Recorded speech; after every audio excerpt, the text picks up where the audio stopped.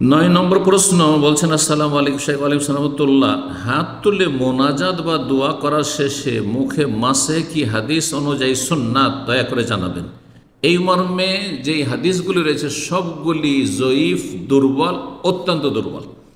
একটি হাদিস তিরমিজির 3308 নম্বর হাদিস, ওতে রয়েছে কানা রাসূলুল্লাহ সাল্লাল্লাহু আলাইহি ওয়াসাল্লাম ইযা রাফা ইয়াদাইহি, যখন নবী সাল্লাল্লাহু আলাইহি ওয়াসাল্লাম দুই হাত উঠাতেন দুয়ার জন্য, লাম ইয়াহুত্তাহুম, অতক্ষণ পর্যন্ত রাখতেন না, হাত্তা ইয়ামসা, যতক্ষণ মুখমণ্ডলে হাত ফিরিয়ে না নিতেন, হাত বুলিয়ে না নিতেন, হাত মাসে করতেন বা হাত ফেরাতেন চেহারাতে। এই হাদিস রয়েছে, কিন্তু হাদিসটি আল্লামা আলবানী রাহিমাহুল্লাহ সহিহুল জামেতে যে হাদিসটি যায়ীফুন, অত্যন্ত দুর্বল।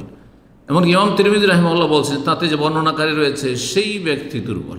সুতরাং মুহাদ্দিসিনে কিরামদের কাছে এই মর্মে যে হাদিসগুলি, আমরা কিন্তু একশো আমল করেছি, আহলে হাদিস সমাজেও, হানাফি সমাজও ছিল, আহলে হাদিস সমাজে এরকম ছিল, দোয়া করার পরে আর তারপরে হাত ফেরানো, আমরা মদিনা আসার আগ পর্যন্ত করেছি।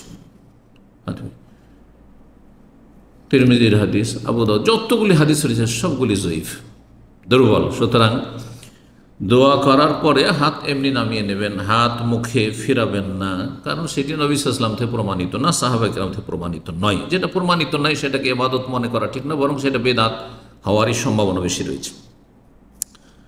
সর্বশেষ